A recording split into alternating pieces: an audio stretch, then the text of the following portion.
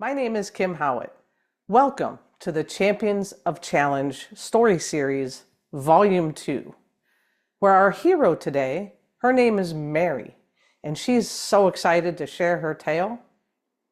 In December, when I asked the questions of the Facebook group, the first questions was, what is your favorite thing to do? And Mary's reply was, she loves to take walks in the forest where she meets people. Then I asked for the biggest challenge, and for Mary, it's her health. As a reminder, these stories are for entertainment purposes only. They're fictional tales of connection and fun, where we get to celebrate life with our superhero companions. It's a place where every challenge can also be a superpower. And with that, Volume 2 of the Champions of Challenge story series, Celestara, the Lightbringer. Starlight, star bright, Celestara heals with love and with light.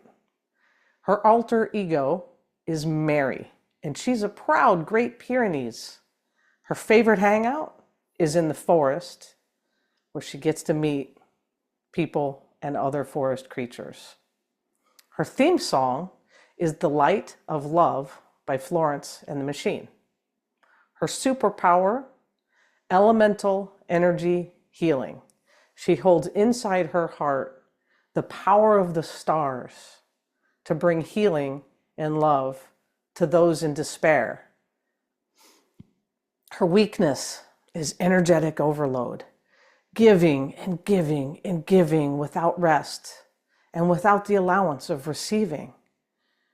Giving without receiving, it drains our life force, and life is energy, and energy must flow. She has a symbol. In all of those that she has touched, she leaves a golden paw print on the hearts of all she has healed. It's invisible to the human eye. Her signature move, elemental energetics. She channels the universe's essence through earth, wind, fire, and water. She's looking for forest friends to join her healing tribe, to carry love and gratitude far and wide. She's also looking for walking partners who love to wander and wonder as much as she does. So without further ado, here's the story of Celestara, the Lightbringer. The world unraveled more and more each day. After a time, it became unrecognizable. Nature's balance shattered, giving way to machines and technology. Animal instincts disappeared, and with it, their purpose. The forest creatures wandered about, dazed and confused. Skunks gathered nuts for the winter, and squirrels sprayed nothing in self-defense. The sea creatures had forgotten how to swim. The waves washed them onto the beach, leaving them sick and scattered, with no choice but to wait and pray they'd be saved by someone. Humans grew cold. They were tethered to their devices. Families split apart. Friendships were severed. People appeared more robot than human, disconnected, distracted, defensive.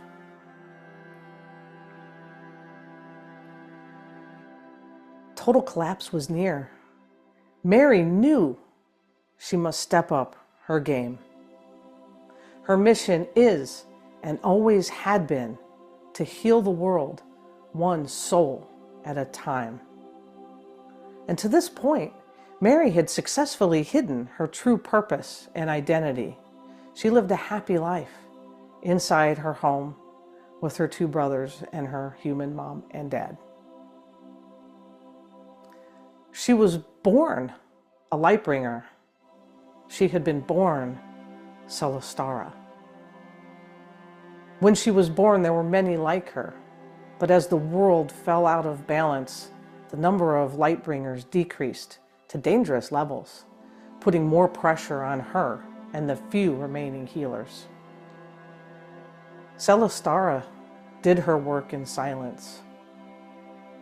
When the time arrived for her to step out of hiding, she heard the lost pleading to be found. She heard the lonely crying for love and belonging. She heard the stranded creatures begging to be put back into the sea and for life to be made normal once again. Celestara knew she must step into the light and shine, but it meant risking everything. Nature's survival depended on it. She knew working harder to heal others meant weakness could potentially overtake her. But if she waited for new light bringers, darkness had already won. As the shadows grew, she spent more hours every day working to heal others and less time taking care of herself and resting. Her unyielding inner strength aligned with the power of the stars. She transmuted darkness into radiant, healing light, a light so pure, shadows dissolved completely, leaving behind only gratitude and love. And of course, golden paw prints on the hearts of those she helped. By day, Celestara absorbed the despair, the pain, and the trauma of a crumbling world. By night, she replenished her strength by gazing at the stars and bathing in the moonlight. She allowed cosmic healing frequencies to fill her tank. She remained diligent in her work. She healed and she rested day after day, week after week. But alas, the shadows grew bolder, larger, darker. Celestara's body and her powers weakened. She was scared. If her family saw her suffering, they might try to protect her by keeping her inside her home. This protection would be done out of love, because they wouldn't understand that if she couldn't be out, she couldn't do her work. She must act now before the world succumbed to total darkness. This was her one and only chance. She worked harder. She healed more and more people each day as light bringers fell to the shadows.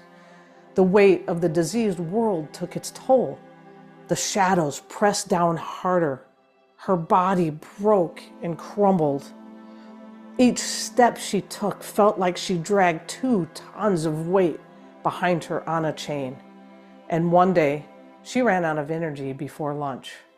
Her body felt weak. Her legs shook, and her steps faltered. She rested. She had no choice.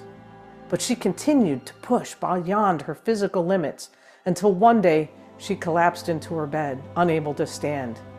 Each exhale blurted out as a shallow wheeze and a gasp.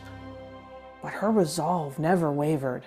The world needed her, and she knew she had no choice. Honesty was her only chance to save the world. She must tell her family the truth. She must risk everything. As everyone gathered around her bed, her dark eyes pleaded, "Take me to the forest." They looked from one to the other, the family, and they understood immediately her request. And without hesitation, they picked her up gently. They carried her calmly and slowly to the nearby forest. Her favorite forest, her favorite place to hang out. They gently placed her with great care and only love underneath her favorite tree on a soft bed of pine needles that they put together so that she could be comfortable. Celestara lay still while she summoned her special power, elemental energetics, with her strength, aligned with the forest. Elemental energy healing. She called forth a breeze to cool her fevered body, and a fog kicked up as the air did its sacred work.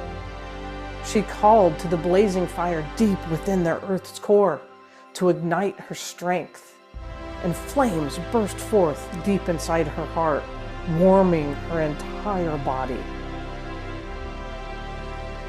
She asked for the roots and for the soil to cradle her in physical healing, and the needles and the leaves wrapped her in a blanket and swaddled her, connecting her to the earth so she could release her pain. Mary asked her family to gather the creek water to fuel her, and the water glowed a bright blue as they bathed her and as she drank. A sudden burst of energy surged through Celestara, healing her cell by cell. She slept deeply, her luminous inner light sparkling and preparing to reignite to full power. When she awoke, her family's joy radiated brighter than the stars. She stood, shaking the needles and the dirt from her fur, her strength renewed, even greater than it had been before.